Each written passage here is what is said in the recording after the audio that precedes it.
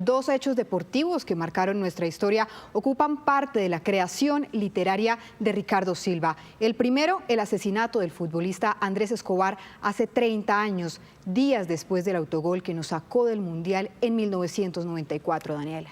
El segundo, el triunfo hace 40 años de Lucho Herrera cuando coronó el Alpe d'Huez en el Tour de Francia. Nuestro subdirector Alberto Medina habló con el autor sobre las dos historias hechas novela. Dos libros, dos emociones. El autor Ricardo Silva Romero. Autogol, el error de Andrés Escobar en el Mundial de Fútbol 1994 que se convirtió en tragedia nacional cuando fue asesinado días después en Medellín. 30 años de la vergüenza. Alpe d'Huez, la hazaña de Lucho Herrera cuando conquistó el Alpe d'Huez derrotando a grandes del ciclismo. 40 años de orgullo. Quisiera empezar por Autogol porque estamos cumpliendo 30 años de esa tragedia. ¿En qué momento se interesó por esa historia para convertirla en un libro, en una novela? Bueno, a mí me golpeó mucho igual esa noticia. Ya estaba grande y pues estaba muy consciente, ya era muy aficionado al fútbol. Como todos en ese momento adoraba esa selección y a ese jugador, y la noticia es un trauma y es una tragedia a la que hay que hacerle catarsis eventualmente. Me interesó unos años después cuando se me ocurrió un personaje, un comentarista deportivo que es Pepe Calderón Tovar, al que empecé a pensarle qué es lo peor que le ha podido pasar. Y revisando la memoria futbolera me pareció que lo peor que nos ha pasado a los de mi generación, a los de la anterior y a los de la siguiente, pues es haber visto no solo ese autogol, sino haber recibido la noticia de esa muerte, de ese asesinato. Y ahí arrancó la idea de la novela y ahí empezó toda la investigación para reconstruir ese momento que es devastador.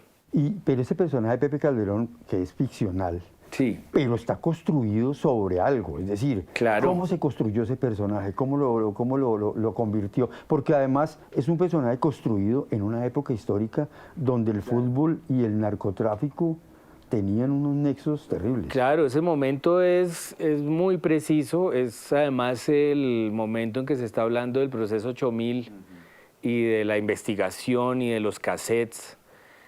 Y es una Colombia que está todavía reflexionando luego del asesinato de Pablo Escobar, tan espectacular y tan sórdido todo. Y es un país que está tratando de hacer la paz como siempre.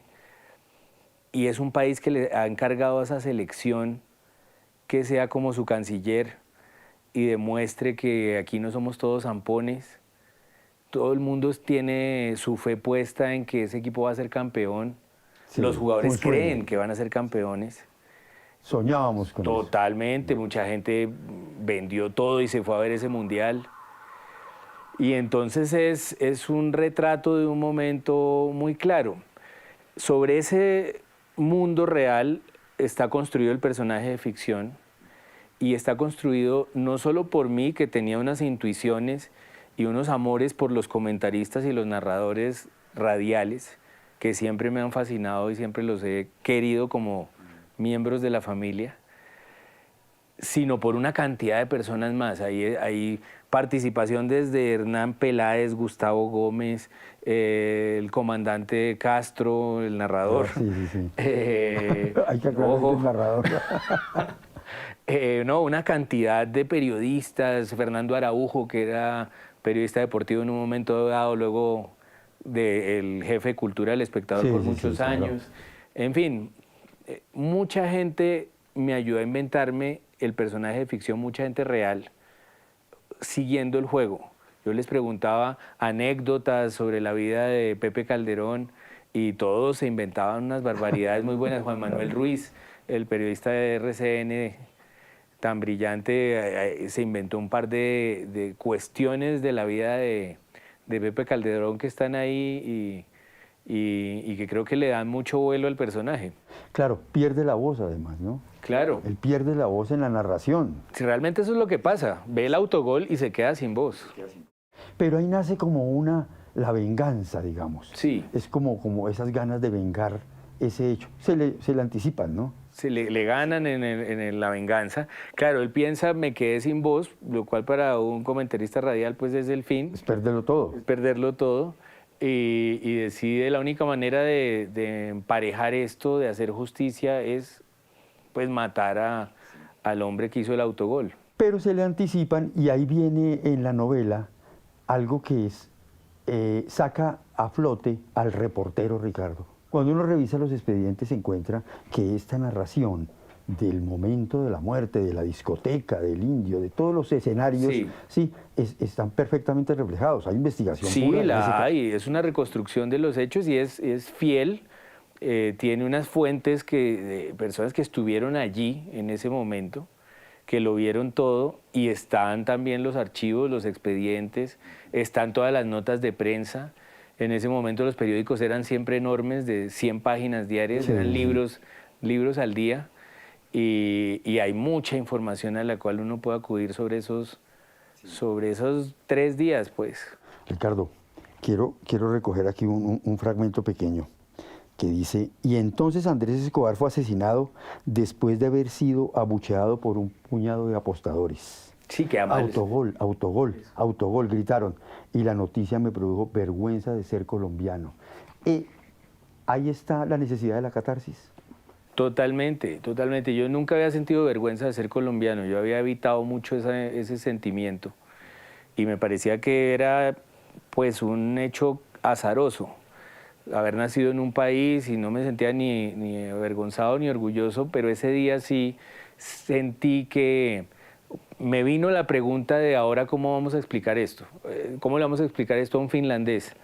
Que aquí pueden asesinar a una persona por hacer un autogol. Fue muy golpe, estremecedor, ¿no? Es un golpe, que eso pasara, que aquí pueda pasar eso, que aquí alguien se pueda permitir asesinar a alguien porque sí. Si alguien lo mata por hacer un autogol es lo mismo que matarlo porque sí. Sí. Pasemos entonces, ya que hablamos de la vergüenza, al orgullo. Pasemos al orgullo. Esta novela que está más fresquita, sí. Es de hace 40 años esta historia de la conquista que Herrera hizo del Alpe de West y la manera como lo celebramos. ¿Cómo lo vivió usted? Estaba muy joven. Tenía 8, iba a cumplir 9 y lo tengo muy claro. Tengo claro que vi la etapa en el televisor de la casa que funcionaba bien, el otro era muy irregular, y me acuerdo que la vi de pie, que es algo que produce solo el deporte, que uno se tenga que parar porque va a haber gol o porque se escapó Lucho Herrera. Y me acuerdo de Lucho Herrera escapándose y con su uniforme con la bandera de Colombia, de aficionado. Él todavía no era un corredor profesional, el equipo colombiano era semiprofesional, era patrocinado por Barta, pero en general era un equipo, sí, de amateur.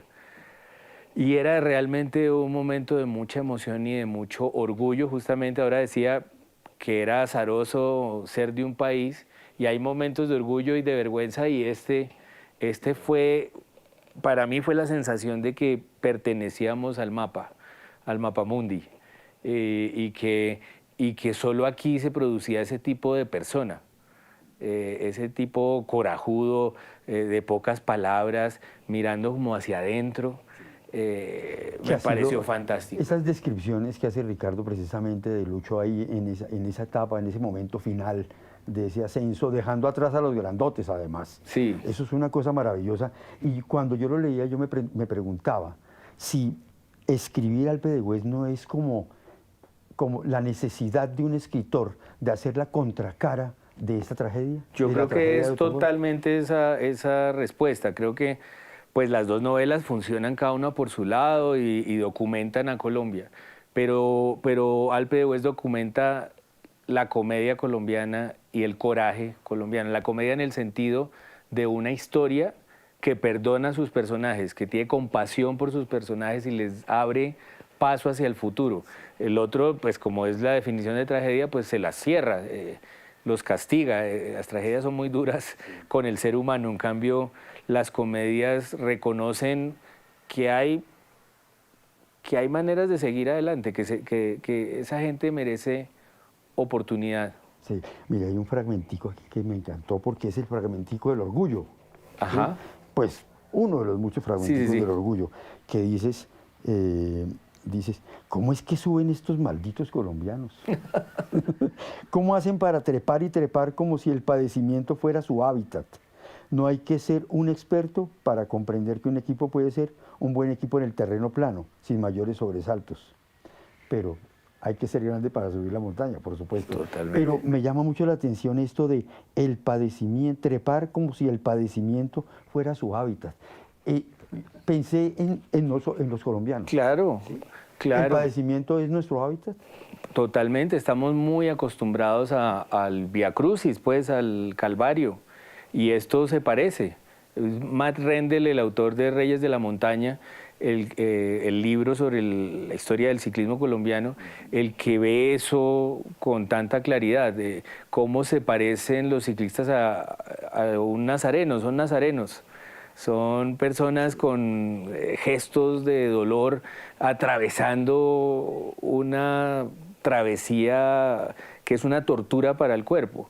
Y en este caso, pues es una tortura más bien alegre, es una cosa de una emotividad y una conquista sobre el propio cuerpo, lo que hay en un ciclista, una mente que logra dominar un cuerpo que a mí me parece fascinante y que en el caso de Lucho y de esa etapa es épico, es un poema épico y cómico, es decir, es un hombre que nos representa y merece ese triunfo. Bueno, Ricardo, muchas gracias. Entonces la invitación que hacemos es a leer estas dos historias porque es que son unas contracaras de la otra. Una le sirve a la otra, sin Una duda. le sirve a la otra. Pasamos de la vergüenza al orgullo fácilmente los colombianos. Muchas gracias. Con gusto, gracias por venir.